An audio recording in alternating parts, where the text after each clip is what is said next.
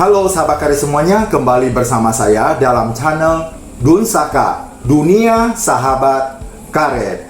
Kesempatan ini saya mendapat pertanyaan dari Bapak Ginanjar Rahmatullah.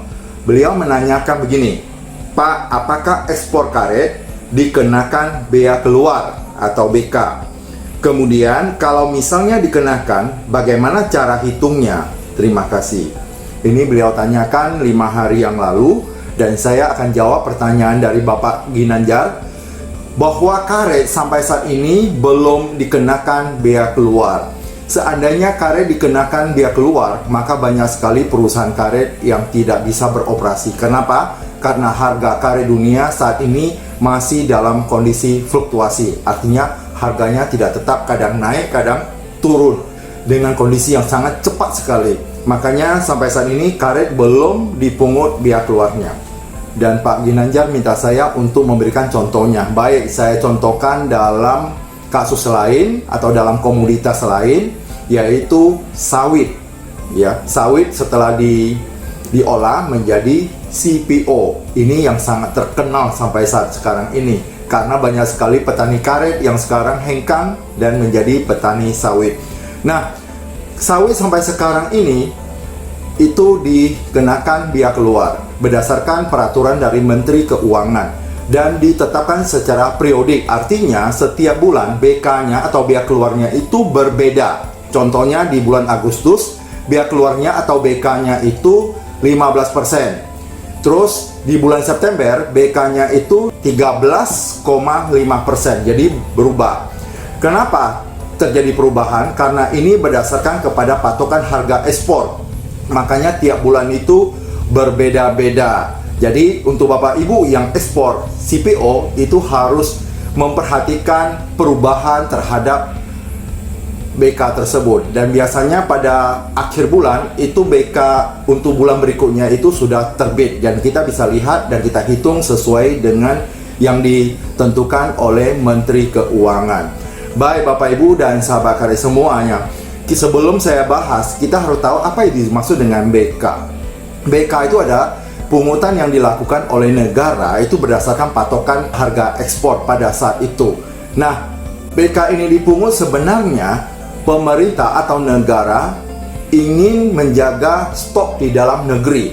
Kalau seandainya untuk komoditas sawit atau CPO yang sebesar itu tidak dikenakan BK, maka boleh dikatakan 100% akan dilakukan ekspor oleh pihak perusahaan atau pihak swasta. Kenapa? Karena itu cukup menguntungkan.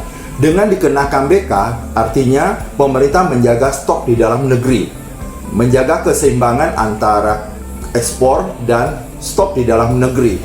Bayangkan apabila sawit ini kita kirim atau CPO ini kita kirim 100% keluar atau ekspor, maka otomatis komoditi di dalam negeri pasti berkurang. Keperluan untuk dalam negeri pasti tidak cukup. Makanya pemerintah menetapkan bea keluar yang lebih mahal daripada PPN.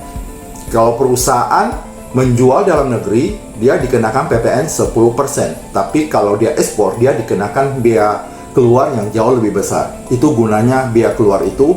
Negara memberikan peran untuk mengendalikan stok CPO itu di dalam negeri maupun di luar negeri, atau keseimbangan antara stok di dalam negeri dan yang kita kirim kepada bangsa lain atau keluar negeri. Nah, bagaimana cara menghitung bea keluar tersebut? Mohon Bapak Ibu dapat memperhatikannya. Saya hitung di laptop dan akan saya tampilkan di layar tata cara perhitungannya. Kita mengambil sampel adalah CPO, crude palm oil atau minyak dari sawit. Nah, cara hitungnya adalah rumus dari bea keluar itu adalah tarif bea keluar itu dikali dengan harga ekspor, dikali dengan jumlah komoditi, kemudian dikali dengan kurs atau nilai mata uang pada saat ini. Misalnya hari ini terjadi transaksi, ya kita kalikan dengan ini. Kalaupun ada pengalian yang berbeda, itu tergantung kepada kesepakatan dari kedua belah pihak. Nah, terus kita katakanlah sekarang untuk bulan September 2021, BK itu adalah 13,5%. Kalau bulan Agustus itu 15% lebih tinggi, dan ini ada penurunan menjadi 13,5%. Nah, harga barang atau harga CPO per metric ton kita katakanlah 900 US dollar ya. Jumlah komoditi yang akan kita ekspor adalah 5.000 ton ya, 5.000 ton. Sedangkan kurs pada hari ini, kita contohnya pada hari ini adalah 14.225. Bapak Ibu dan sahabat karet, yang saya tuliskan di sini ini adalah contoh, karena ini akan terus berubah. Harga CPO dunia akan terus berubah, dan kurs US dollar juga terus berubah. Jadi ini adalah contoh saja. Kemudian kita lanjut. Nah, USD berarti tadi dikatakan tarif BK kali harga ekspor kali jumlah komoditi kali kurs, itu mengenai rumusnya. Sekarang kita hitung 1 metric ton adalah 900 US dollar. Itu dikali dengan 5.000 ton. Dapatnya adalah 4.500.000 US dollar. 4.500.000 US dollar. Terus kemudian dari 4.500.000 US dollar tersebut itu dikali dengan kurs hari ini. Kurs hari ini adalah 14.225. Jadi totalnya adalah 64 miliar. Oh, banyak sekali uangnya. Untuk 5.000 ton saja itu mendapatkan 64 miliar dengan uang yang sangat besar. Nah, bagaimana dengan biaya keluarnya? Kemudian biaya keluarnya adalah total tadi 64 miliar itu dikali dengan 13,5%. Jadi hasilnya adalah 8.641.687.500. Luar biasa. Ini yang harus disetor ke negara. Nah, kemudian kita masukkan ke dalam rumus yang tadi adalah tarif BK adalah 13,5% dikali dengan harga ekspor per metrik ton itu adalah 900 US dollar. Kemudian dikali dengan jumlah komoditi adalah 5.000 metrik ton. Kemudian dikali lagi dengan kurs hari ini atau kurs pada saat transaksi, yaitu 14.225.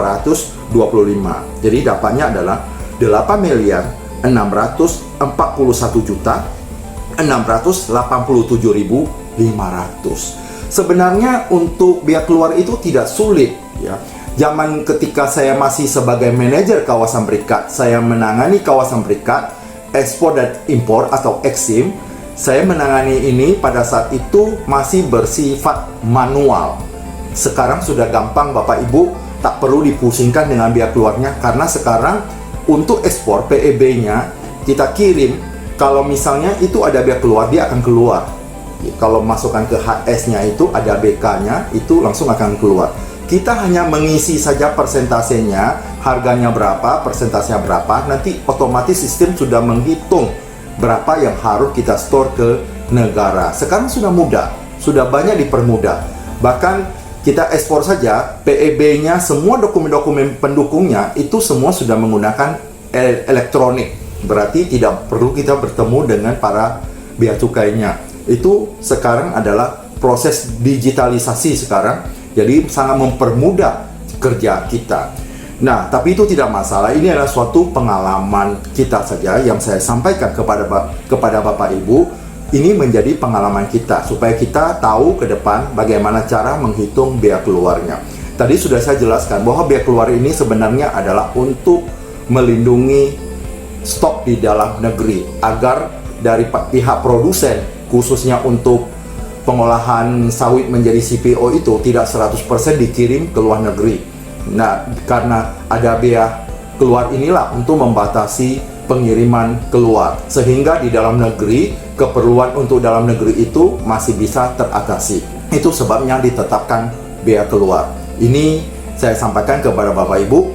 Memang dalam vlog saya ada yang bertanya, bahkan kadang-kadang tidak berhubungan dengan karet. Bagi saya itu tidak masalah.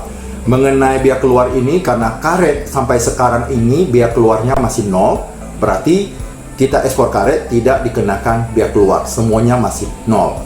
Nah, Bapak Ibu dan sahabat karet semuanya, saya adalah mantan manajer kawasan berikat ekspor impor. Makanya kalau Bapak Ibu bertanya tentang kawasan berikat mengenai ekspor, mengenai impor, itu saya mengerti. Makanya saya mampu menjelaskannya mengenai biaya keluar. Karena pada saat itu, ketika saya masih memegang sebagai manajer kawasan berikat, semuanya masih bersifat manual. Karena bersifat manual itu kita harus menghitungnya secara manual. Tapi berbeda dengan sekarang. Sekarang semua sudah berubah menjadi sistem elektronik. Nah, ini yang saya jelaskan kepada Bapak Ibu. Semoga jawaban saya ini dapat puas untuk Bapak Ginanjar.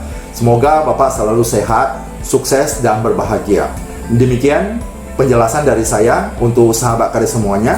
Semoga kita semuanya selalu sehat, selalu sukses dan bahagia, dan menjadi orang yang luar biasa.